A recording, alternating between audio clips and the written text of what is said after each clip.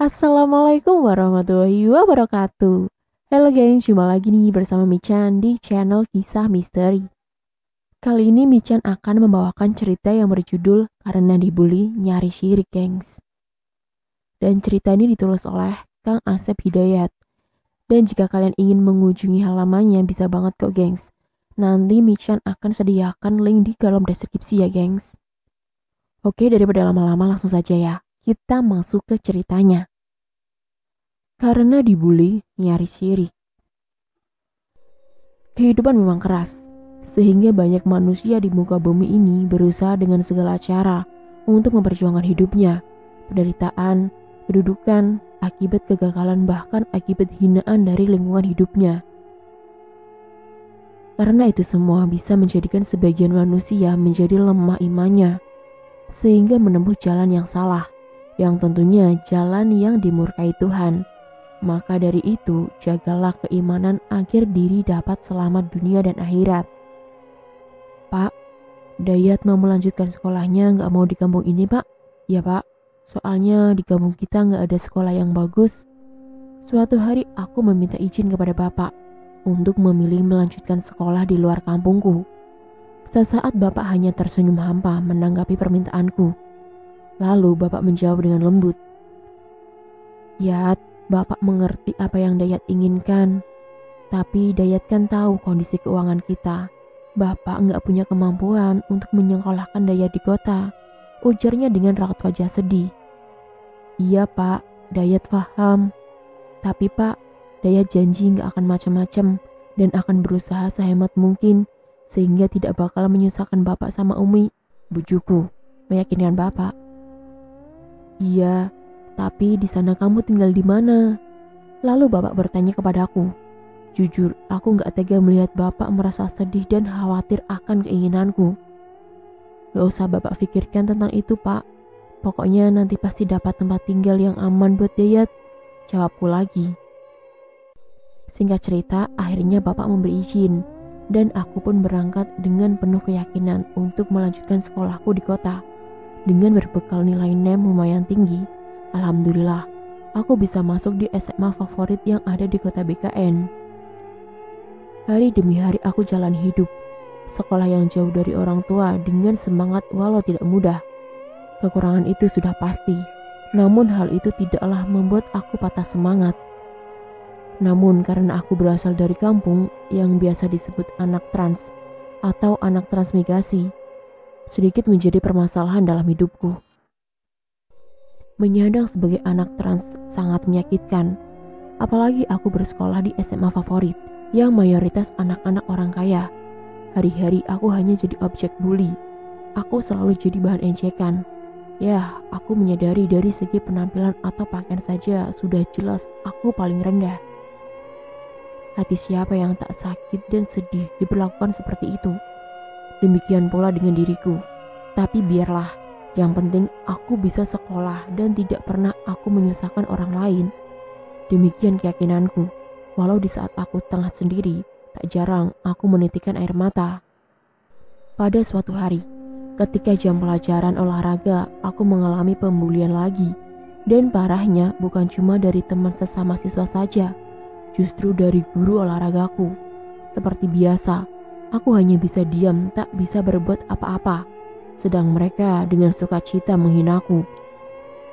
Singkat cerita, pada hari Kamis malam Jumat selepas sholat maghrib, karena mungkin cukup lelah, baik fisik maupun pikiranku, akhirnya aku pun tertidur.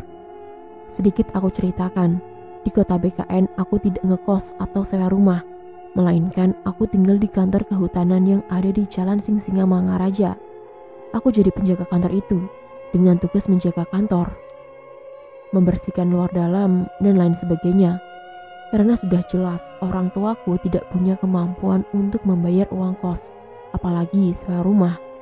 Tempat tidurku, alhamdulillah, ada ruang yang disekat triplek, tapi aku sangat bersyukur bisa tinggal di situ tanpa harus keluar uang untuk ngekos. Selepas sholat fardu maghrib, aku tertidur. Ditambah cuaca di luar tengah hujan deras sejak sore tadi. Tiba-tiba aku terbangun dari tidur lelapku. Namun ketika aku terbangun, suasana di kamarku begitu gelap. Duh, mati lampu nih, pikirku.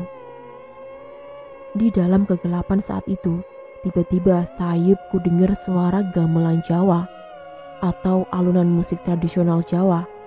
Namun aku teringat kalau di seputaran tempat tinggalku tidak ada orang Jawa. Di tengah memikirkan alunan musik itu, tercium hidungku aroma wangi yang begitu kuat, seakan memenuhi ruang tidurku. Aku mencoba mengingat-ingat wangi apa itu. Ya, itu seperti wangi daun pandan. Perlahan aku bangkit dari tidurku. Aku duduk di sudut ruang itu. Tiba-tiba aku dikejutkan dengan sosok yang tengah duduk di kursi di sudut ruangan itu. Walau gelap namun masih bisa terlihat walau samar, karena tepias sinar lampu samping kantor yang masuk dari celah ventilasi jendela. Ternyata tidak sedang mati lampu. Tapi kenapa di kamarku mati lampu? Aku kan tidak mematikan lampu walau saat tidur, pikirku. Seketika bulu ramaku meremang, jantungku berdebar. Tidak ada yang bisa aku lakukan selain diam dan berdoa di dalam hati.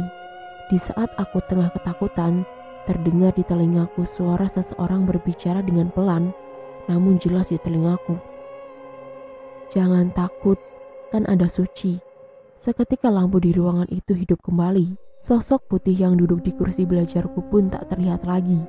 Hanya menyisakan aroma wangi pandan yang perlahan aroma itu pun hilang. Keringat dingin mengucur dari keningku memikirkan kejadian yang baru saja aku alami. Namun kembali pikiranku menerawang ke dalam kisah hidup yang kualami saat itu. Beginilah rasanya jadi orang susah, namun punya cita-cita untuk hidup lebih baik. Kejadian menyeramkan yang baru saja kualami tidaklah lebih seram dari nasibku. Di luar sana hujan mulai reda dan menyisakan rintik hujan, seakan merasakan kepedihan hidupku. Aku beranjak berdiri, lalu aku membuka pintu keluar. Kulihat di luar sana hanya kegelapan malam, serta rintik hujan membasahi bumi ini. Entah mengapa aku merasa gelisah yang teramat sangat saat itu. Aku keluar dan menutup serta mengunci pintu. Lalu kulangkahkan kakiku menelusuri jalan kota yang terasa sepi. Mungkin karena baru saja hujan deras, hingga banyak orang memilih berdiam diri di rumah, pikirku. Entah apa yang membawa jiwaku hingga aku tak peduli dengan gelapnya malam dan dinginnya rintik hujan yang terus membasahi tubuhku ini. Kaki melangkah namun tak tahu kemana arah dan tujuan. Singkat cerita, tanpa kusadari langkah kaki ini membawa ke sebuah lapangan dekat terminal.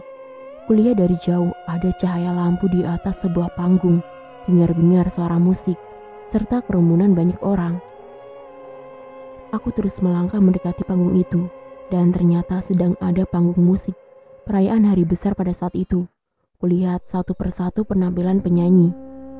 Tiba-tiba saja hatiku berkata, kenapa ya penyanyi-penyanyi itu disegani banyak orang, padahal suaranya biasa saja, tampangnya pun biasa saja, tapi begitu banyak penonton bersorak-sorai. Bahkan tangan mereka meminta bersalaman dan ada yang nyawer. Beda hal dengan aku yang hari-hari hanya jadi bahan hinaan. Kalau penyanyi itu bisa, kenapa aku tidak? Demikian batinku berkecambuk. Aku bagai mendapat sugesti yang membuat aku semangat.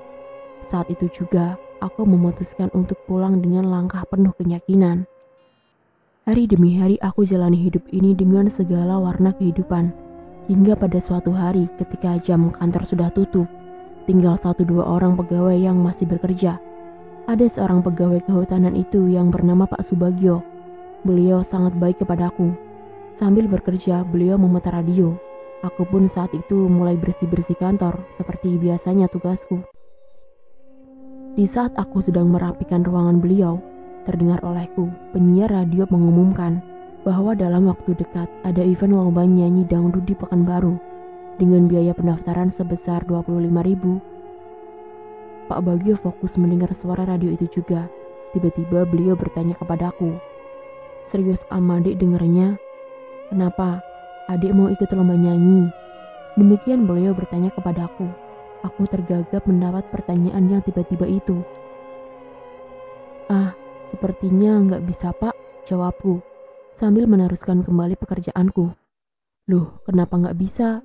Kan hitung-hitung cari pengalaman, siapa tahu ada rezeki, sambungnya. Iya sih pak, Cuma kan harus bayar uang pendaftaran, belum lagi ongkos kesananya.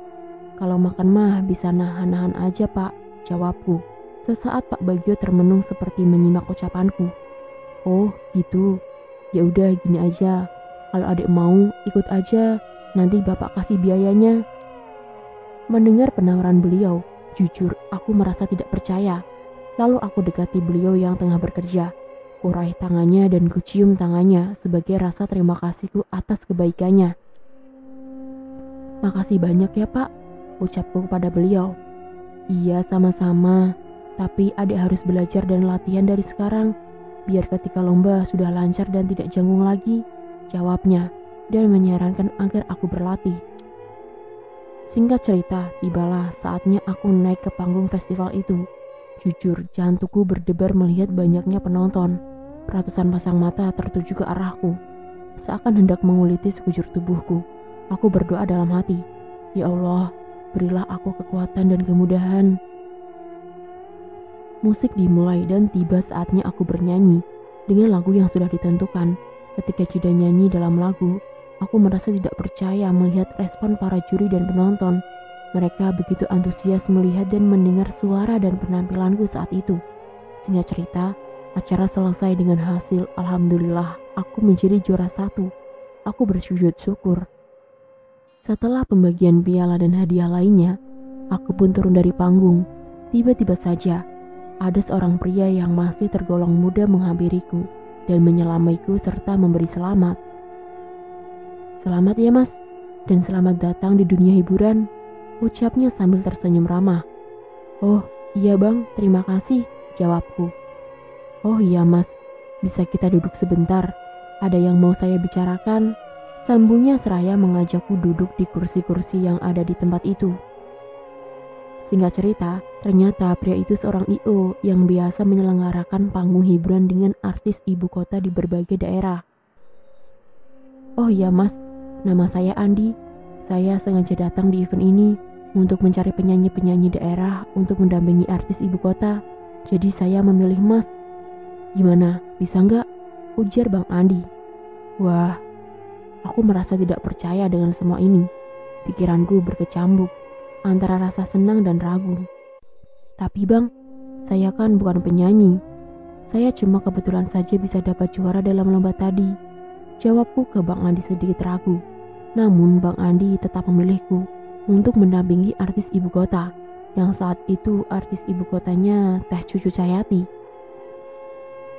Sejak saat itu, sambil sekolah aku aktif menyanyi dari panggung ke panggung hiburan. Pundi-pundi rupiah pun mulai aku kumpulkan, hingga aku bisa beli pakaian bagus, sandal, sepatu bagus, dan aku pun bisa menyewa rumah sendiri dan tidak numpang tinggal di kantor kehutanan lagi. Melihat penampilan serta keuanganku semakin membaik, teman-temanku di sekolah berubah 180 derajat. Mereka menjadi baik kepadaku. Tak ada lagi hinaan yang bisa dilontarkan kepadaku. Terkadang aku tertawa getir melihat kehidupan yang menurutku tidak adil ini. Mengapa kebahagiaan dan perlakuan baik hanya berlaku bagi orang yang punya uang saja? Hidup di dunia hiburan ternyata tidak seindah yang kita lihat. Banyak tantangan dan rintangan, bahkan persaingan sesama penyanyi, hingga hal mistik. Namun aku harus siap menghadapinya. Aku harus profesional. Walau di dunia hiburan ini bagiku hanya sementara, dan targetku sampai tamat sekolah saja. Dan aku ingin pekerjaan yang tetap sesuai dengan cita-citaku. Pada suatu hari sepulang dari sekolah, kulihat di depan rumah kontrakanku parkir mobil sedan berwarna hitam, dan berdiri seorang pria di teras kontrakanku itu. Setelah memarkirkan sepeda motor kesayanganku, aku pun menghampiri pria itu dan menyapanya. Maaf bang, cari siapa ya? Pria itu berpaling kepadaku. Saya cari rumahnya Dayat dek, jawab pria itu. Namun tiba-tiba pria itu menyalamiku dengan tertawa riangnya. Aduh, rupanya yang dicari ini orangnya. Wah, Bang Andi rupanya. Kami pun bersalaman dan ternyata pria itu Bang Andi, yang dulu pernah kontrak nyanyi dengan Teh Cucu Cahyati. Ayo masuk bang. Aku pun mempersilahkan Bang Andi untuk masuk. Singkat cerita, kedatangan Bang Andi ternyata ngajak kerjasama lagi. Show dengan artis ibu kota lagi. Alhamdulillah, pikirku tenang. Jadwal show pun tiba dan alhamdulillah semua berjalan dengan lancar di semua daerah. Namun ada hal yang lebih menarik selain show itu. Aku sempat ngobrol dengan artis itu. Ketika di belakang panggung, "Dek, udah berapa lama nyanyi?" Artis itu bertanya kepadaku. Artis itu memang ramah dan sepertinya baik. Karena sudah banyak artis ibu kota yang show bareng denganku, bermacam-macam pola karakternya. "Wah, saya mah masih baru teh," jawabku dengan jujur. "Dek, jadi penyanyi itu gak cukup dengan memiliki suara bagus aja loh, tapi perlu juga pemanis." Demikian cerita artis itu panjang lebar. Aku hanya mangut-mangut mendengar cerita artis itu. "Kalau Dayat mau, ntar teteh tunggu ya di Bandung." Lalu artis itu memberikan alamat serta nomor teleponnya. Singkat cerita, aku berangkat dari Pekanbaru ke Bandung dengan tujuan menjumpai artis itu.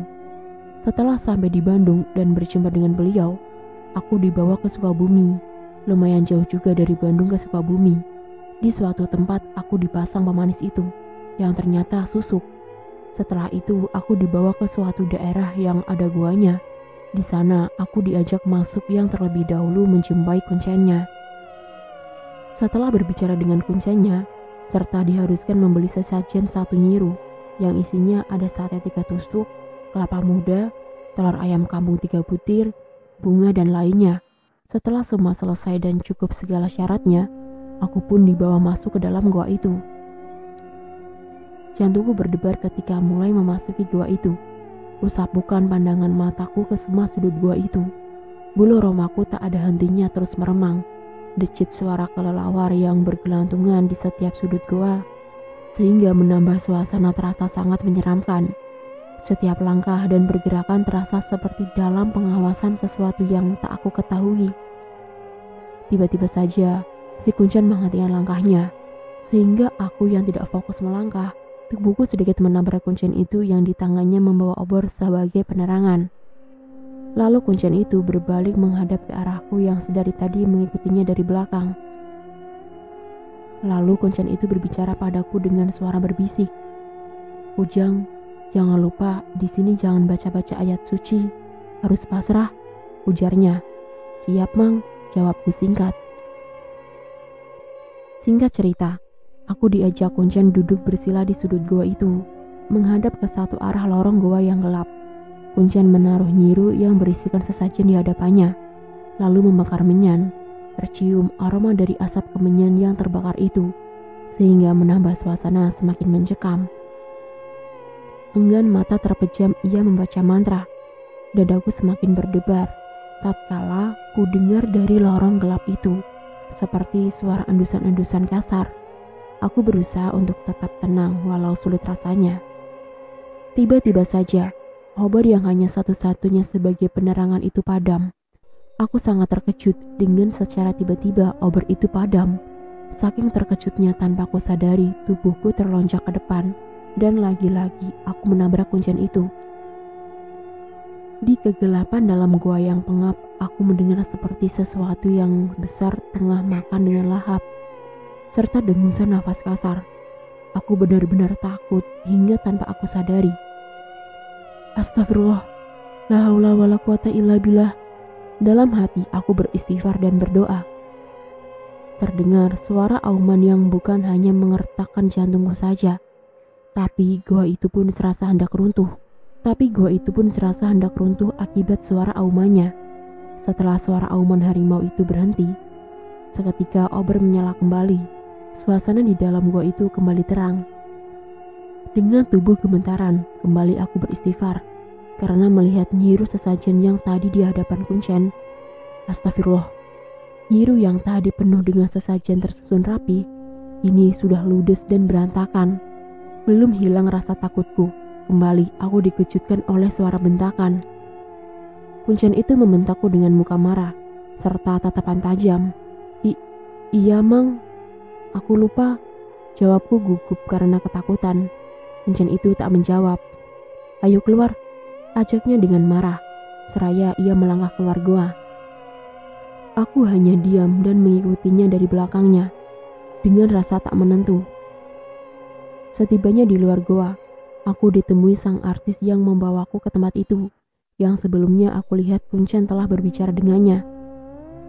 Dengan senyum ia berkata kepadaku, "Dek, sepertinya adik gagal, gak apa-apa ya," ujarnya kepadaku. Iya teh, gak apa-apa, mungkin gak jalan saya teh. Maaf ya teh, saya sudah merepotkan teteh, jawabku, merasa tak enak kepadanya. Gak apa-apa, jadi gimana nih? Tanyanya kepadaku. Ya udah teh, besok saya pulang saja ke Pekanbaru, jawabku. Akhirnya aku dan artis itu pergi dari daerah itu, dan aku diantar ke hotel di mana aku menginap. Terlebih dahulu aku dibawa belanja. Aku dibelikan beberapa setel pakaian bagus. Maklumlah artis banyak uangnya. Setelah di hotel kami berpisah. Tidak lupa beliau membayarkan hotel serta memberiku ongkos untuk pulang. Dek, teteh tinggal di sini saja ya. Jangan lupa nanti kabarin kalau sudah sampai di Pekanbaru, ucapnya kepadaku seraya memelukku. Iya teh, makasih banyak ya teh. Saya sudah merepotkan teteh. Teteh baik sama saya. Enggak repot kok, teteh kan dapat libur seminggu. Singkat cerita, akhirnya kami berpisah. Keesokan harinya aku pun kembali ke Pekanbaru. Walau aku gagal melakukan ritual itu, namun aku merasa sangat senang bisa bertemu dengan artis itu. Bahkan aku dibelikan pakaian bagus serta dikasih uang. Mungkin Allah menyayangiku dan menjaga hidupku agar tidak terjerumus ke dunia kesyirikan. Setibanya di Pekanbaru, aku langsung pulang ke rumah. Assalamualaikum, ucap salamku ketika di depan pintu rumah. Waalaikumsalam, terdengar suara jawaban salam dari dalam rumah. Kudengar suara bapak yang menjawab salamku tadi, dan pintu rumah terbuka. Benar saja, bapak yang membukakan pintu. Bukan sambutan kangen dengan senyum mengembang ketika anaknya pulang dari jauh, justru bentakan yang aku dapatkan dari beliau. Apa-apaan kamu ini? Jangan masuk, diam kamu di sana, ujarnya dengan mata menjeling, tanda marah kepadaku. Sontak aku terkejut mendapati situasi seperti itu. Aku hanya diam tak bergerak, karena aku tahu betul bagaimana beliau. Bapakku masuk kembali ke dalam rumah, dan tak lama berselang, beliau kembali menemuiku di depan, dengan segelas air putih di tangannya. Nih, minum dulu, lalu sisanya kamu buat cuci muka. Tanpa berani membantah atau hanya bertanya, aku menuruti perintahnya. Baru saja aku hendak meminum air putih di gelas itu, kembali aku mendapat bentakan. Baca bismillah dulu, main glek aja. Aduh, apalah salahku ini, pikirku. Namun aku hanya diam dan menurutinya. Singkat cerita, dengan diawali bismillah, akhirnya air itu aku minum. Lalu sisanya aku basuhkan ke wajahku. Hawa dingin terasa segar di tubuh serta wajahku. Tiba-tiba ada sesuatu terasa di wajahku. Seperti ada gigitan semut di beberapa titik. Ku coba sapukan telapak tangan ke wajahku. Dan astagfirullah, ternyata susuk yang aku pasang ketika di Cianjur pada keluar dan terjatuh. Ini baru aku sadari mengapa bapak marah dan menyuruhku meminum air putih yang diberinya kepadaku. Karena bapak tahu jika aku telah pasang susuk pengasihan. Ayo masuk, perintah bapak kepadaku, yang saat itu hanya tertegun sambil mengelus wajahku sendiri. Di dalam rumah, ternyata Umi telah duduk di kursi. Umi memang tidak pernah ikut campur segala tindakan bapak dalam mendidik anak-anaknya. Aku duduk di hadapan bapak dan Umi. Dayat, bapak tahu apa yang Dayat lakukan di Jawa sana. Bapak kecewa kepada Dayat tergiur dengan janji para jin. Mereka itu akan menyesatkanmu, nak. Tegur dan nasihat beliau kepadaku. Aku hanya tertunduk mendengarkan nasihat beliau dan menyesali segala perbuatan salah yang telah aku lakukan. Iya pak, Dayat minta maaf, tidak akan kuulangi lagi, jawabku. Iya, beruntung Allah masih melindungimu. Kalau tidak, Dayat sudah terjerumus ke dalam kemusyrikan dan menyesal selamanya, sambungnya. Lalu aku beranjak dari dudukku. Aku dekati bapak dan Umi, lalu aku bersujud di kaki mereka, memohon maaf atas kehilafanku. Aku tahu kesalahanku, dengan susah payah Bapak dan Umi mendidikku agar jadi manusia yang baik dan benar tentunya di jalan Allah. Tapi aku telah menyia-nyiakannya. Dan selesai. Sekian dan itulah akhir dari cerita yang berjudul Karena Dibully Nyari Syirik. Di sini Michan cuma mau berpesan ya gengs. Dalam kondisi apapun, jangan meluruhkan iman. Jangan tinggalkan keyakinan. Percayalah, Tuhan ada dalam kondisi apapun. Dan tidak akan ada hasil nihil dalam ketekunan. Memulai ilmu dengan niatan ikhlas, maka pembelajaran itu akan menghadiahkan ilmu sejati. Akhir kata Michan ucapkan terima kasih nih gengs buat kalian yang sudah menonton video kali ini. Dan tak lupa nih Michan ingatkan ya, untuk tekan tombol like, komen, share, dan subscribe ya. Dan jangan lupa juga nih tekan tombol lonceng untuk mengaktifkan notifikasi cerita-cerita yang selanjutnya. Cara-cara juga nih ya di kolom komentar apabila ada kata ataupun kalimat yang kurang tepat. Dan jika dalam cerita ini terdapat nama, tokoh, ataupun karakter yang sama, itu hanya kebetulan semata ya gengs. Bye-bye, wassalamualaikum warahmatullahi wabarakatuh.